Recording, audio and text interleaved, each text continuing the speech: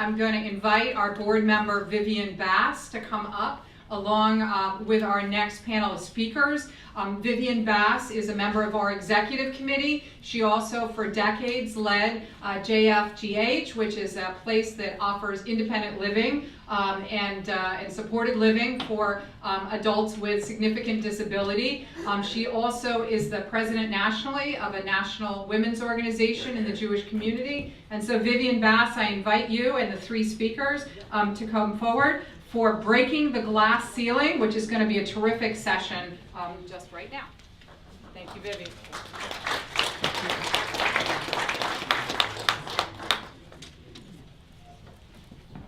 Thank you, Jennifer.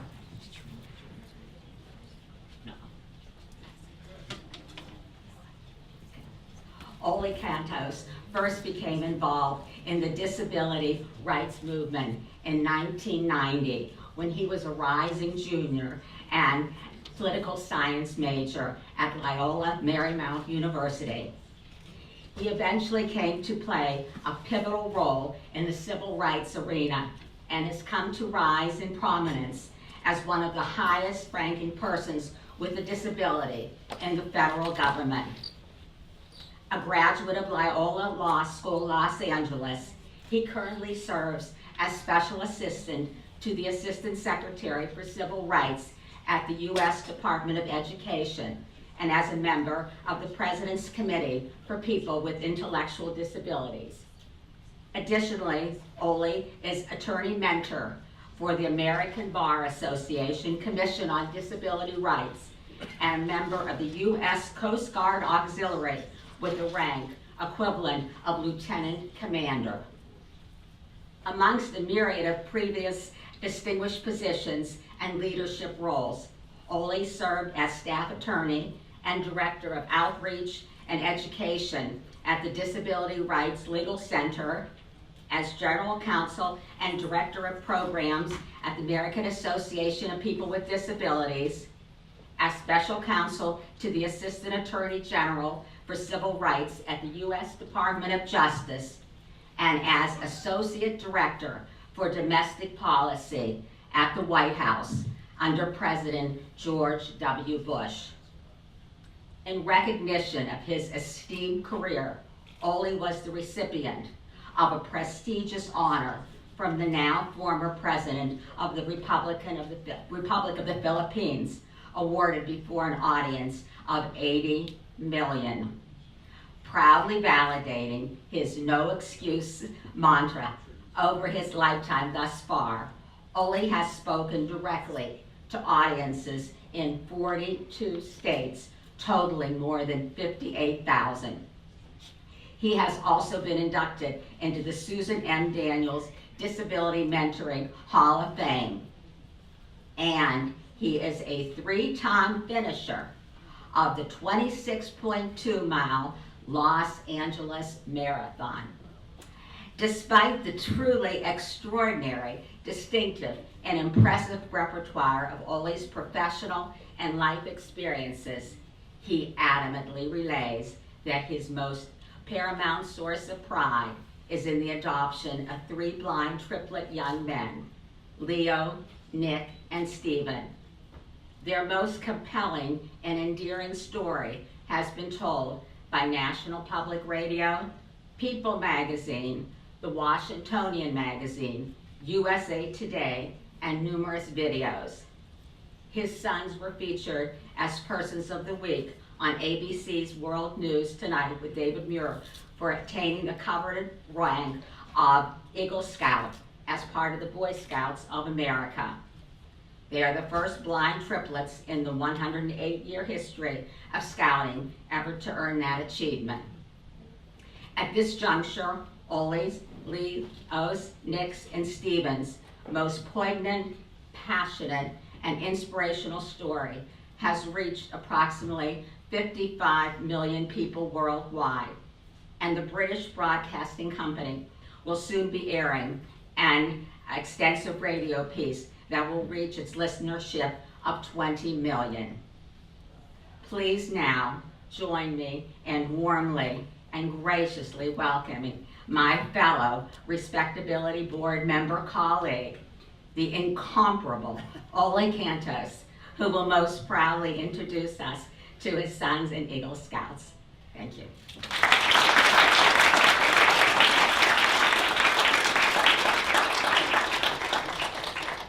Thank you very much, Vivian. You are so very, very kind. I'd like to ask now that the video be played.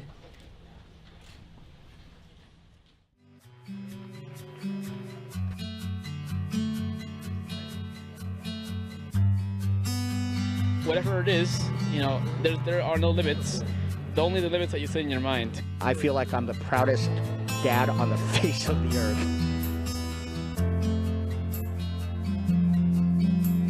Blindness doesn't have to limit us in terms of what is possible for our success.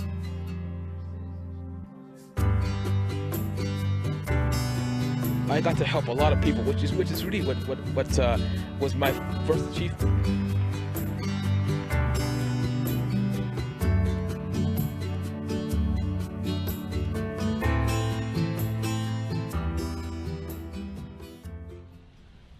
Thank you so very much. Today we're going to begin this panel discussion by first, quick spoiler alert. We believe as a family, and I'm here in my personal capacity today, we believe that disability is just a characteristic. It's one of thousands of characteristics that make up who we are. So what we're going to do now is I'm going to ask each of the boys to talk about what life was like very briefly in the early years of life, and then I will ask the next question. Who would like to go first? I'll go first. Stephen? Where's the microphone?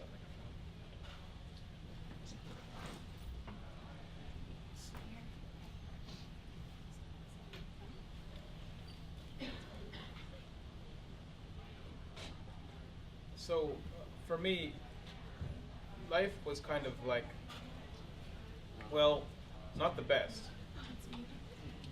Not before I met my dad, but that's later.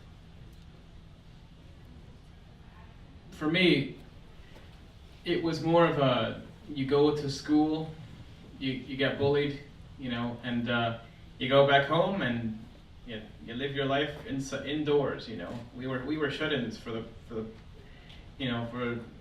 7 years before we met, before we met Dad, and so our life wasn't very good because like our grandmother and mother didn't really have the kind of philosophy of disability that we now have. They didn't have the confidence to say, hey, these guys can go out on their own, these guys can have fun on their own, these guys can make friends. And it wasn't their fault. It's just, you know, they that's how they were. The culture was, because we came from Colombia, so the culture was different. I'd like to say that most of the time I was kind of recluse. Didn't really have that much of a confidence or that much of an idea about what I wanted to do in life, and so I just kind of took it as it was and said, hey. If it turns out that I'm employed, that I can go do something in my job or whatever, I'll do it. But if I stay home, whatever. And that was my philosophy at the time.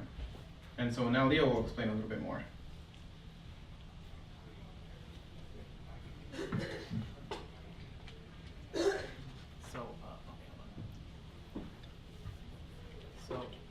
For me.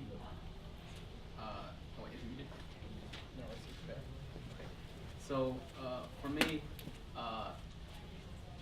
when it comes to my life, I was the most positive out of the three of us.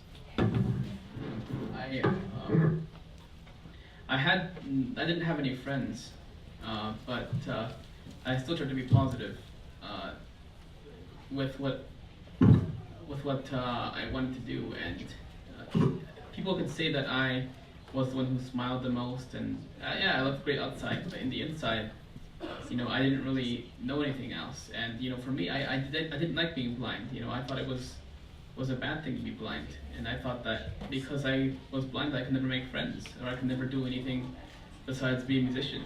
And that was my dream when I young because that's all I thought I could do, and for me it seemed like there was no hope for me because I really tried to make friends and I really tried to do the best I could, but the kids didn't like me, and I got bullied and at church and at school because we would go to church on Sundays and we'd get bullied there too.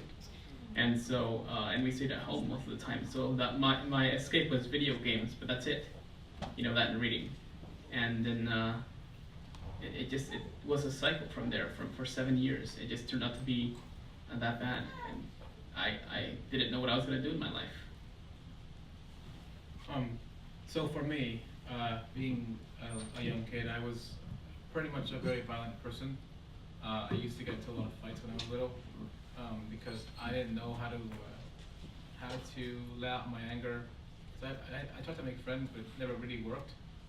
So as a kid, you know, when you can't control yourself, you become a pretty dangerous individual. I mean, and it wasn't like I didn't try to make friends, but it was just like, I mean, at the end of the before I was 10, you know, I think, what's the point? Like, why should I even try when nobody likes me? So that's what I thought. And being blind when I was a little kid, being blind was pretty tough because all I really knew how to do was read, you know, and play video games, and it was cool, and I was able to do all that stuff. But and at the same time, I wanted friends, but I didn't know how to become a person who could make friends. Thank you, Nick. I'd like for one of you guys to next talk about what were the new concepts about ways of thinking relating to disability, and how did that end up starting to change your lives? Which one of you guys would like? So the way that it started to change was that when we were introduced to the person who we call our dad, we started to learn a lot more about blindness, and that it doesn't have to be something that's bad. We learned that blindness is just a characteristic, and Dad taught us from an early age, from 10, that just because you're blind does not mean you can't do stuff. And we learned how to, we went from going to a store and buying stuff because we didn't know how to do that, to doing what we do now. And you know, we still continue to learn what blindness is and what we can do to help other people to understand that blindness isn't a bad thing. Blindness is just part of your life, and you just deal with it and make good choices by yourself, but it's not what defines you. And so we learned that at an early age. I learned personally that when you learn, Dad taught me how to influence others and how to help the people. I never really thought I could do that. I always thought that I was a guy who just didn't know what he could do. I wanted to become a doctor at one point. Didn't really think it could happen, you know. But you know, at some point, I just figured out, hey, I want to help someone, and I didn't know how to do it. And Dad taught me that even if you're blind, you can still be helpful to the community, to your friends and family. So that's very good.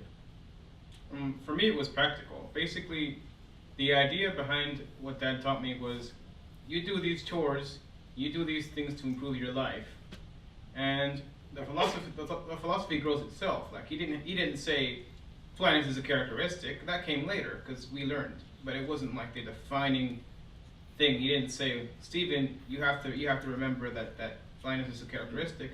He did it by showing us. You know, he expected us to clean our stuff, do our laundry, to get good grades, and to have fun. And it really helped that he had the confidence and faith in us that we could actually do it. And that's the idea. The idea behind any disability is that if you do stuff, and if you do stuff just as normally as anyone else would, the philosophy will take care of itself. Don't worry about that. You know, it's not about saying to yourself, oh, blindness is a characteristic, and just believing it. No, you have to actually you actually have to show yourself. You have to actually have people to show you. Get connected. get some mentors, because those will help you. Stephen, that's a great segue to the next question. And Nick, I'd like for you to begin by answering this.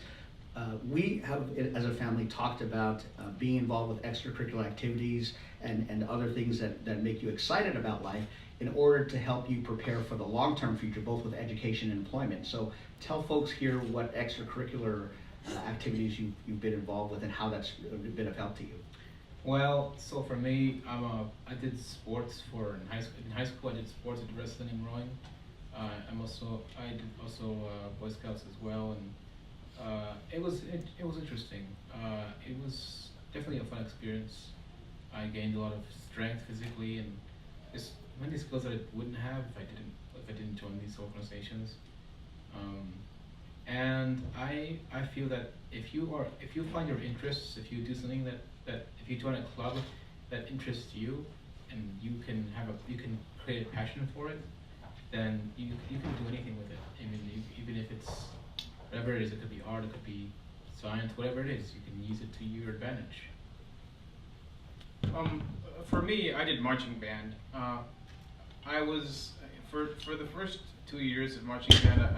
I marched. Actually marched in the actual thing. I wasn't in the pit.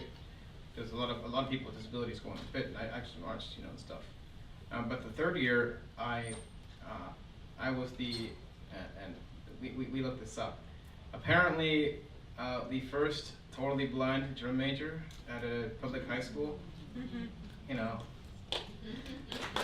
happen. I also did some student government stuff. So I went in, with a nice, edited video and stuff, and I wanted to actually compete, and stuff. And so I decided to run for secretary of the school, student body secretary. And well, I got it. So yay. And yeah, these extracurricular activities are, pretty good stuff. And there's some stuff that I'm doing now, even now that I'm doing that are, really gonna help me. I am a part of the AmeriCorps program as an AmeriCorps member for an organization called Aspire After School. They do. Their goal is to increase reading skills because they believe that reading is the key to success for kids of either low-income families or kids with learning disabilities. And for me, most of my time was focused on Scouts, and so what I did is I did Scouts, and during my time in Scouts, I was the communications vice president for the Venturing Officers Association for a year, and then also I did a lot of different other activities. I did. I was in marching band for a year, although I didn't march. I was in the pit. And then also, I missed band camp. That's why. Also, I did a lot of work. I worked during my high school time at an office called National Industries for the Blind, and I also did a lot of different other beta testing stuff for technology. But we'll talk about that when. The next question. Thank you, Leo. So the next, and I'd like for this to be in order of Stephen, Nick, Leo. I'd like for all of you to talk about your internship experiences, both paid and unpaid, and to describe what it's like to just earn that money, to get some money to spend. So I've done a couple things. Things happen.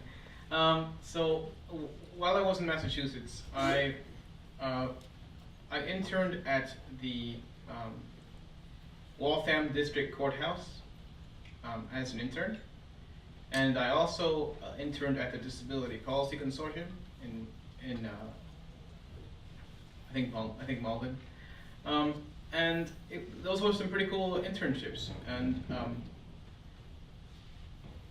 I also, as I said, do the AmeriCorps stuff, which is great because you get to serve people, you get to serve the kids, and it really is fun. And I'm looking to do even more stuff, actually. So, are we going next? Nick next. All right. Hi there. So for me, I was during my time in Massachusetts, I was a intern at TJ Maxx, and I also did some interning at National Braille Press, the largest publisher of Braille materials in the country.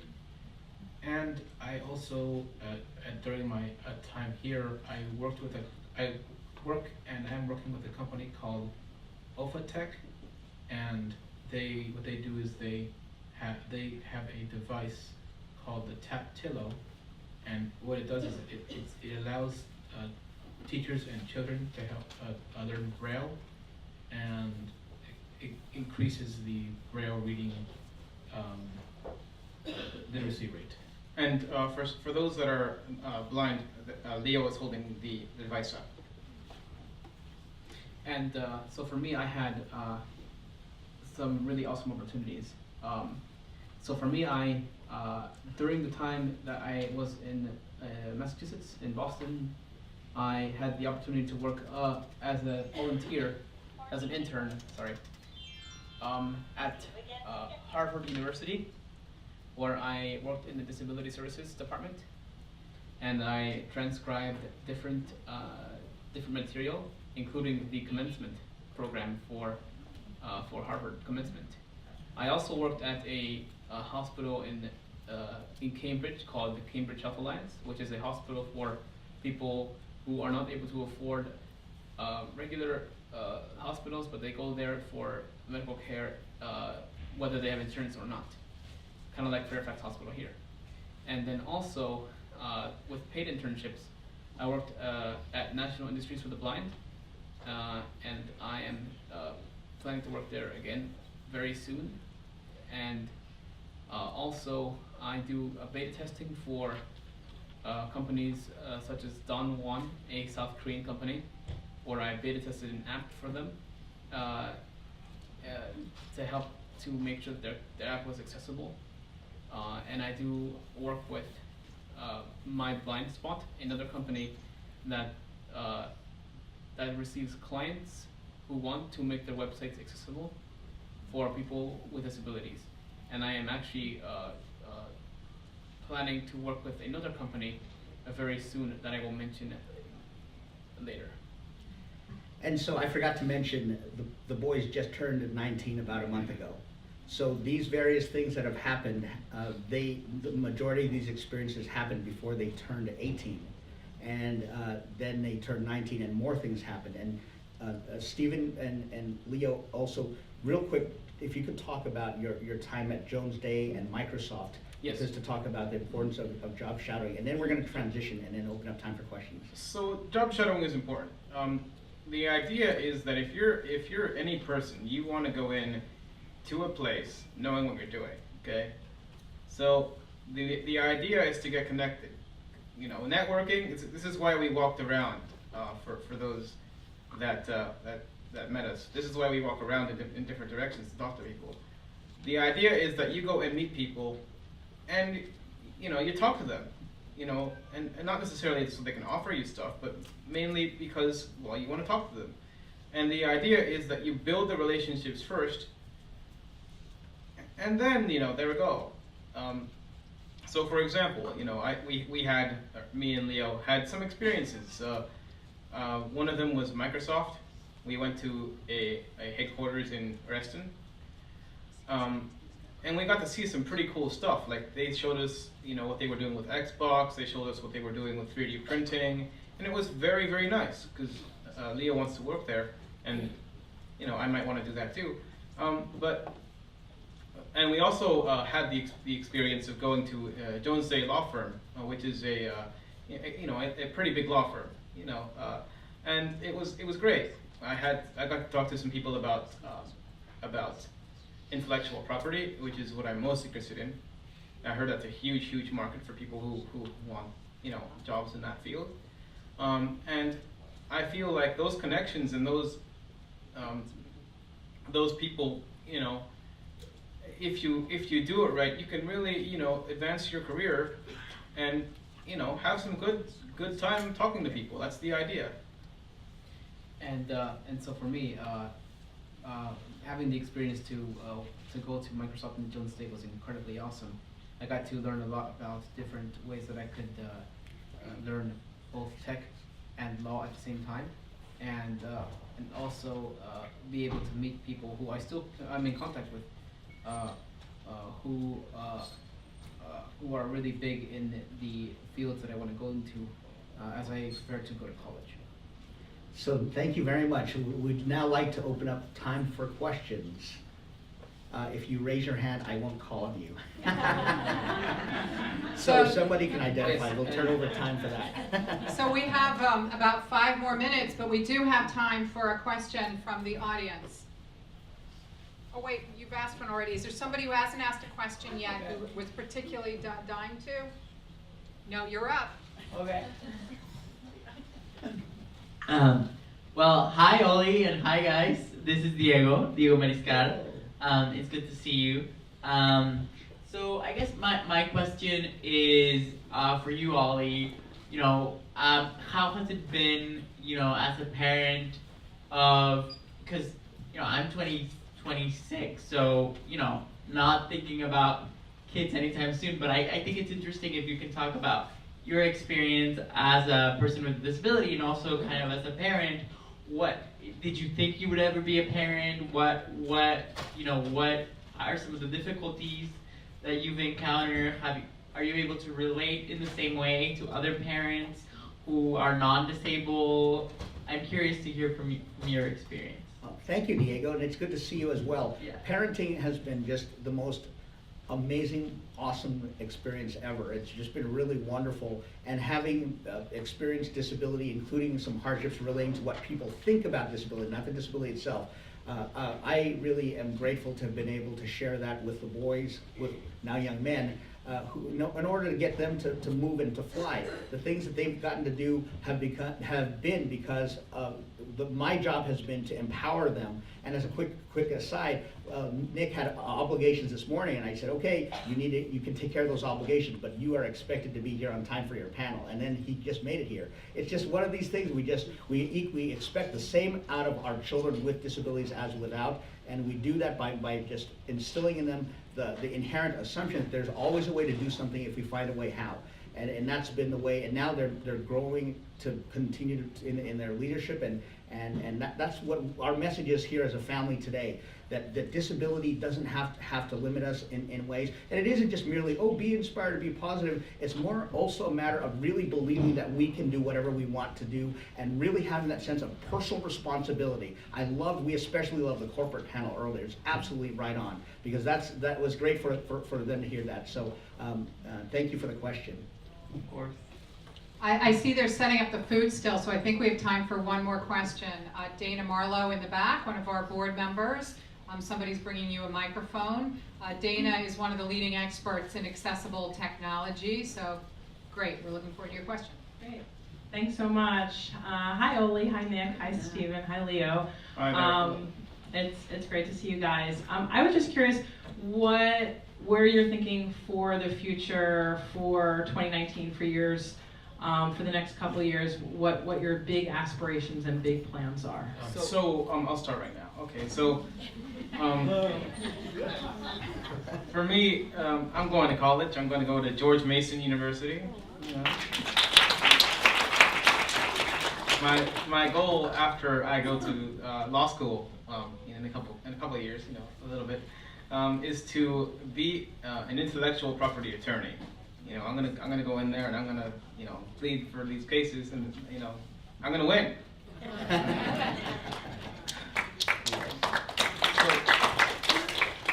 So for me, as I prepare to go to George Mason, I am working toward my first political appointment, and I will be doing that. It's going to be incredibly awesome.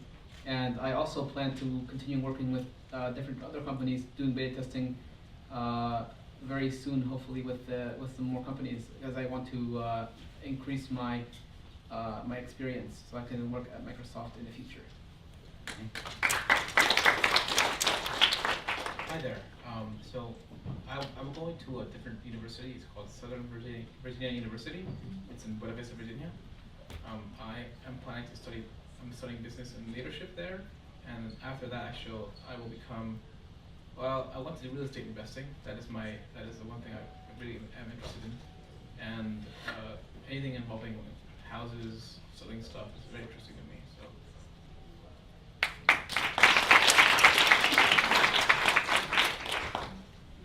Thank you very much, everybody, for your questions. We look forward to networking with you the rest of the day, and thank you all for being such role models to them and to me. And we love Respectability. We love Jennifer. We love just getting to be here with everybody, and we look forward to spending the rest of the day with you. Thank you so much.